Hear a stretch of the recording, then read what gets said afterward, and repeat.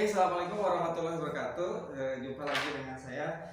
Kita akan ngobrol untuk mencari inspirasi. Kalau saya sih mencari inspirasi itu dari mana aja, Pak ya? Dari mana aja, dari siapa saja. Nah, kenalkan sekarang dengan Pak Tony. Pak Tony ini sangat terkenal. Dulu pernah kita sama-sama di GO, Pak ya? Ya, betul. Nah, kalau siswa datang, halo Pak Tony, gitu ya. Kalau sama saya biasa aja kita gitu. Mungkin orangnya gitu ya, famous. Nah, nih Pak, ini saya judulnya ini tentang pembentukan karakter remaja. Kenapa saya pilih Pak Tony? Karena Pak Tony aktif di Paskibra betul? Kalau harus diceritakan riwayatnya panjang. Jadi gimana?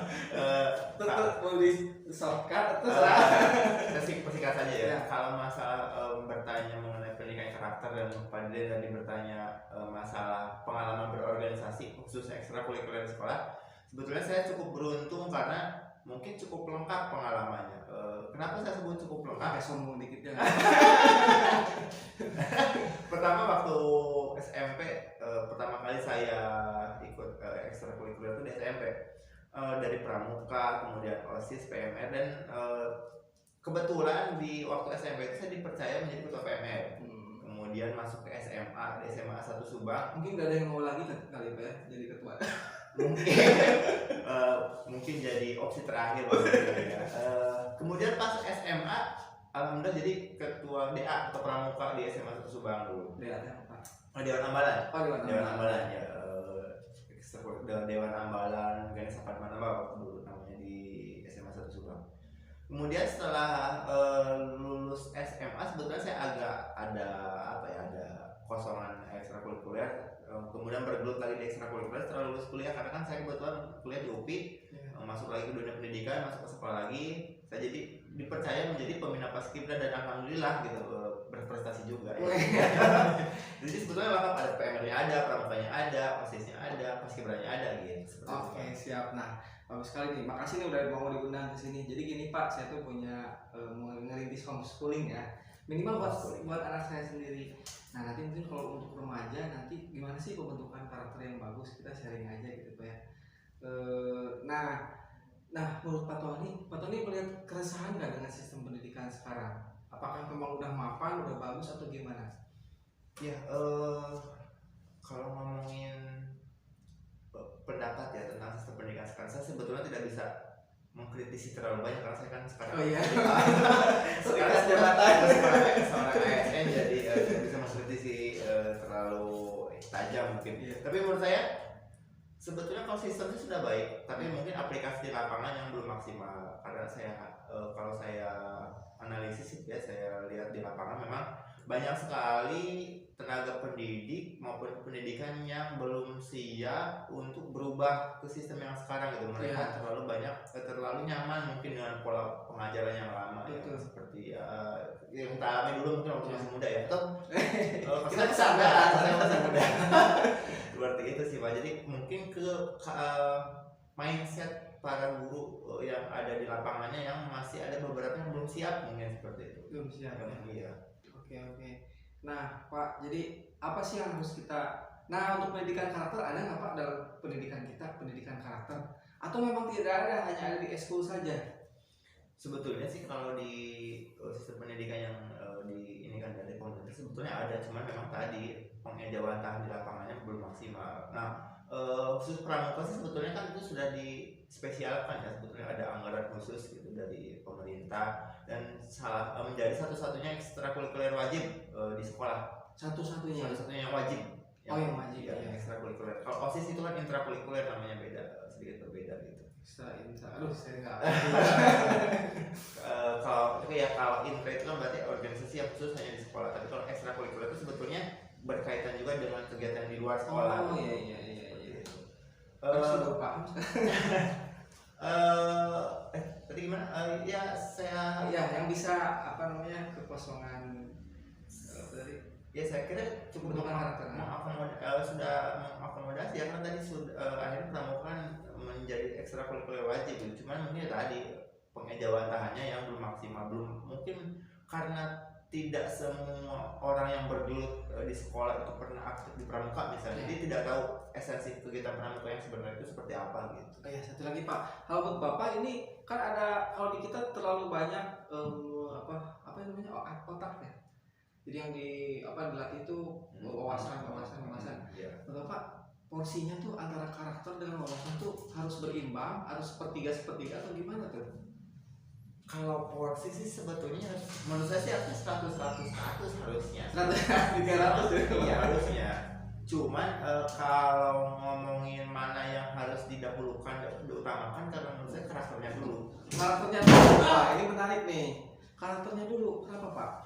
Karena ini karena saya berpengalaman maksudnya ada pengalaman yang cukup banyak di bidang ekstrakurikuler. Jadi gini, saya beranggapan anak yang siap secara karakter, dia akan siap belajar apapun secara potensi akademis ya. Jadi ketika anak itu karakternya sudah siap, saya siap belajar, saya seorang pelajar, jadi dia ya tahu dan memang akan siap ketika dia akan belajar apapun gitu. Jadi Pak, karakternya dulu sih, dan saya merasa dasarnya itu karakternya. tidak diajarkan di kelas gitu ya. Kalau karakter mungkin diajarkan di ekskul mungkin ya. Iya, kebanyakan. Dan tidak semua anak mau ikut ekskul kan? Betul. Ada istilahnya gini sih Pak, mungkin ini sekedar sharing saja ya. Iya. Saya dulu ya membimbing ekstrakurikuler paskibra di sekolah. Ada kalanya murid saya itu anak didik yang saya didik itu siap melaksanakan tugas apapun, bahkan kasarnya kalau saya minta anak-anak saya datang ke rumah saya jam 2 pagi, mereka akan datang. Karena karakter mereka sudah siap dan mereka tahu misalnya ketika datang pun ya mereka tahu itu bukan hal-hal yang sia-sia, akan ada sesuatu yang bisa bermanfaat buat mereka. Jadi ketika mereka yakin misalnya belajar itu akan bermanfaat buat mereka, mereka ya akan total gitu 100%. Itu bisa seperti itu gimana Pak ya? Caranya. Kan tentunya si anak ikut kita perintahkan bukan pembodohan ya. Tapi memang anak paham bahwa itu berguna buat dia sendiri gitu. Itu caranya gimana Pak? Sedikit trik buat praktisi pendidikan. Gimana ini rasa dapur? Enggak ya, mudah-mudahan ini jadi manfaat juga buat yang nonton. Kalau menurut saya gini, ada banyak aspek sih sebetulnya. Jadi untuk membuat karakter anak saya itu banyak aspek menurut saya. Yang pertama, mungkin saya ingat lagunya Ari Lasso, sentuhlah dia tepat di hatinya. Nah gitu. Jadi bagaimana caranya kita bisa memposisikan diri bukan sebagai apa ya? Jadi gini, saya pernah baca buku catatan seorang demonstran Chris Hockey.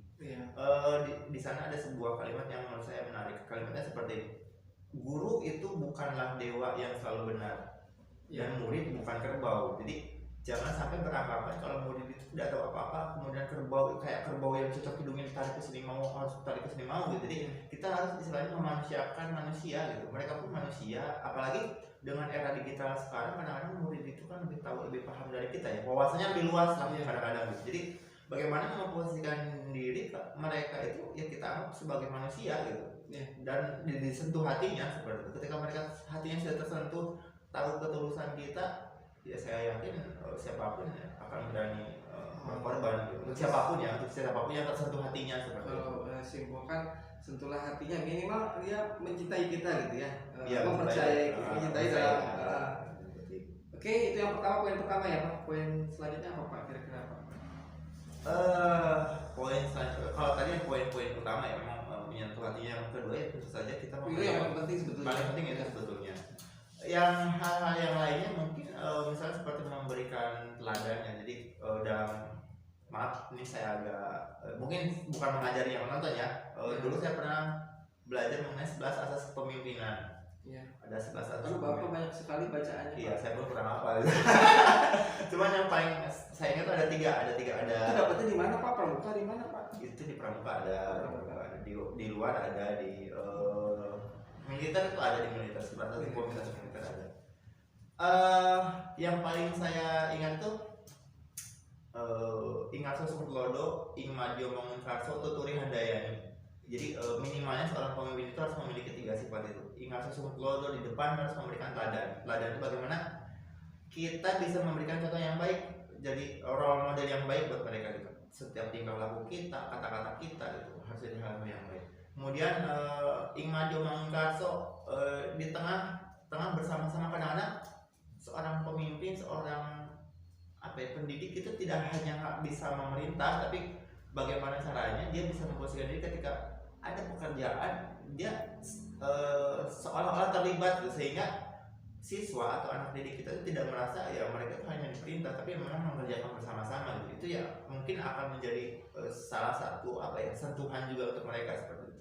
Dan yang ketiga tadi tuturi Anda ini di belakang memberikan dorongan. Jadi ketika misalnya siswa ada apa-apa, ketika misalnya siswa ada masalah, ya kita harus siap gitu, mensupport apapun gitu. Ya selama baik tentunya ya, dalam konteks hal yang baik gitu. Ya, itu sih mungkin ya. Pak, yang berarti yang utama itu dua hal itu Pak ya. Kita harus menyentuh hatinya gitu, perasaannya terikat terikat secara emosional ya. Kemudian kita harus jadi teladannya. Teladan. Dan tadi kan memanusiakan manusia. Ya. Ada lagi nggak Pak kira-kira? Selain itu hanya itu aja yang harus kita optimalkan sebenarnya.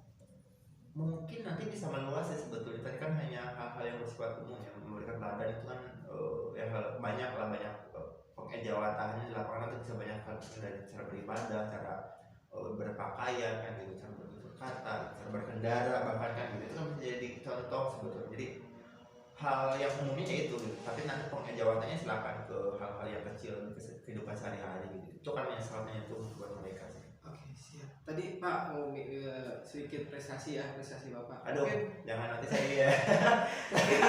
Gini nggak banyak gini Pak, prestasi mungkin menurut saya sih prestasi bukan itu yang penting ya, tapi pembentukan karakter yang akan anak ingat sampai waduh saya ingat sama Pak Tony, walaupun dia udah punya anak, waduh saya ingat guru saya Pak Tony yang mengajar saya gini gitu ya.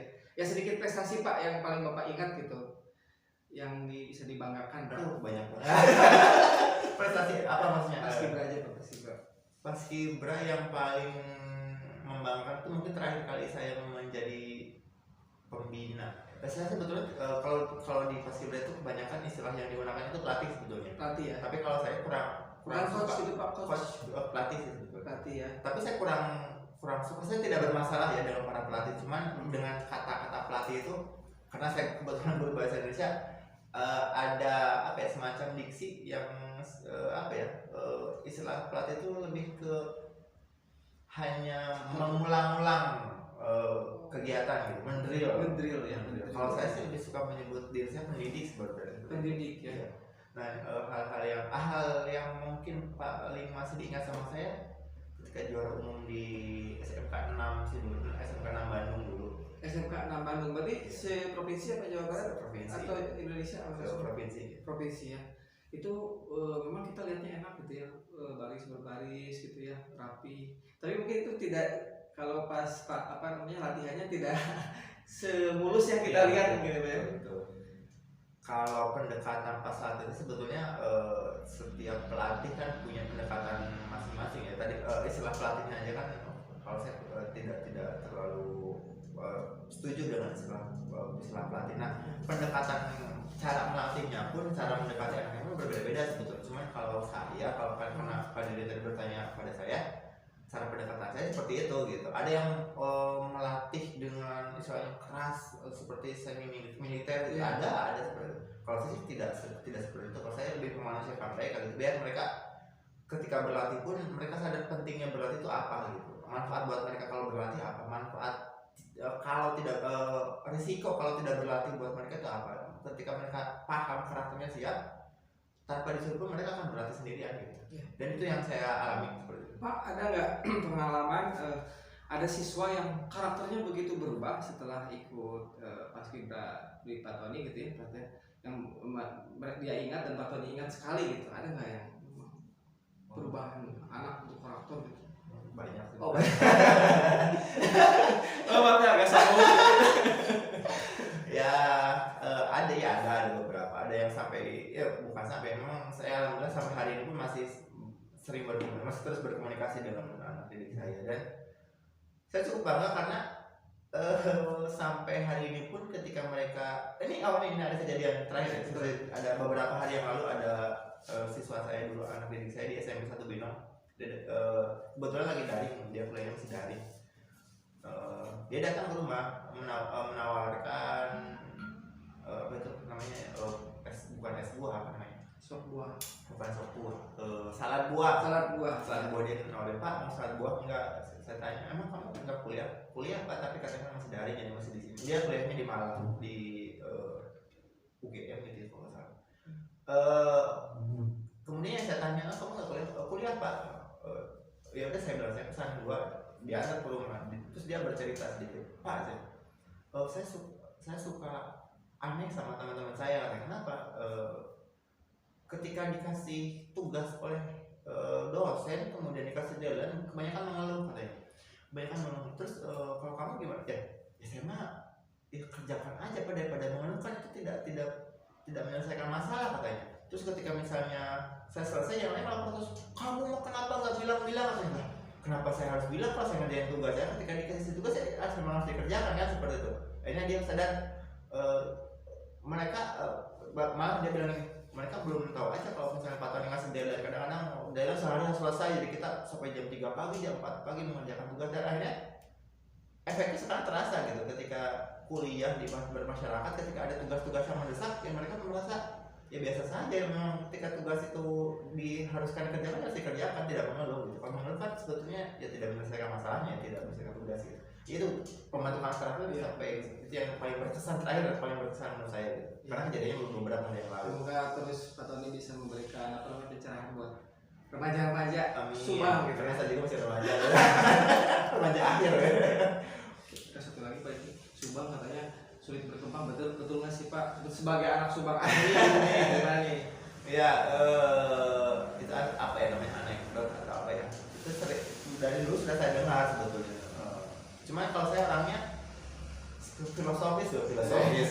Kalau saya sih merasa tindak tanduk kita itu harus aksi reaksi, dan reaksi kita tuh harus selalu positif agar ada solusi yang bisa ya didapatkan gitu. Jadi ketika ada misalnya ada anekdot seperti itu, Subang sudah berkembang, yang jadi paling penting itu ya reaksi kita ketika mendengar kata-kata itu gitu. Ketika reaksi kita marah, ya nggak bakal ada yang terjadi gitu. Ketika reaksi kita positif, kita harus mengubah nih misalnya anggapan sulit berkembang itu menjadi sudah berkembang misalnya. Itu kan jadi hal yang bagus menurut saya. Oke, saya lihat sih Pak Tony kayaknya mau merubah hal itu ya. Jadi sesuatu yang lebih baiklah. Gimana Pak langkah Pak Tony kira-kira kedepannya rencananya supaya Subang berkembang gitu?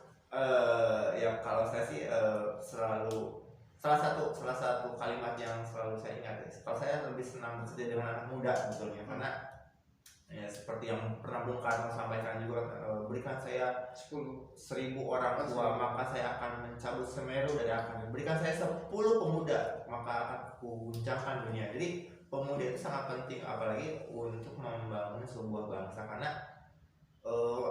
sebuah peradaban itu kan maju ke depan ya, dan yang akan mengubahnya itu ya tentu saja generasi berikutnya gitu. Nah kalau saya sih lebih konsentrasi ke pengembangan karakter remajanya gitu, karena nanti ya efeknya akan panjang ke depan gitu. Oke. Pak, satu lagi Pak, ini kan kita videonya dibatasin nggak lama-lama ya, nggak kayak Deddy Corbuzier. Aja pada nonton gitu, nggak ada yang nonton banyak. Ya Pak, yang penting intinya apa namanya, poin-poin yang bisa diambil oleh para pemirsa ya, penonton. Pak, ada nggak masukan buat saya nih yang lagi belajar merintis homeschooling gitu, kan di Subang baru nih, apa sih yang bisa dikasih masukan dari Pak Tony? Tadi ya, kalau saya kan tadi seperti yang saya sampaikan, segala sesuatu itu aksi reaksi, kemudian visi ke depan gitu. Jadi ketika misalnya homeschooling itu kan sebetulnya belum terlalu populer kalau di Subang ya. Subang ya betul. Nah, justru kalau saya senang dengan hal-hal yang sifatnya visioner itu maksudnya sekarang belum ada tapi prospek kedepannya ada. Mengenai homeschooling itu menurut saya pendapat pribadi ya, bisa berprospek bagus ya, bisa juga ya stagnan gitu. Tapi kalau misalnya potensi jelas ada, karena kan sekarang menurut saya Subang itu sedang berkembang, sedang menggeliat kan, seperti itu. Nah ketika misalnya ada yang merintis homeschooling ya bisa jadi ketika konsisten ya bisa jadi akan sangat berhasil, apalagi mungkin ya kuncinya tadi di konsistensi mungkin gitu. Itu kan yang banyak jadi masalah orang Subang itu kan konsistensi. Saya sendiri kadang-kadang tidak konsisten gitu. Tapi saya yakin dengan konsisten apapun bisa diubah gitu. Termasuk tadi ya pembentukan Pembentukan paling penting ya. Oke, mungkin nggak akan lama-lama. Aduh, makasih banget nih. Iya, aduh, sudah diundang ke podcast. Mudah-mudahan kedepannya Pak Tony bisa ikut lagi Amin. pengejawantahan atau implementasinya tuh kayak gimana nanti mungkin ada. Siap. Nanti kalau diundang lagi selalu saya datang lagi. Makasih banget nih Pak Tony ya. Siap. Mudah-mudahan bermanfaat ya buat Amin. teman-teman. Amin. Kalau ada yang pengen disampaikan silahkan diisi di kolom komentar. Oke, terima kasih. Assalamualaikum warahmatullahi wabarakatuh. Salam.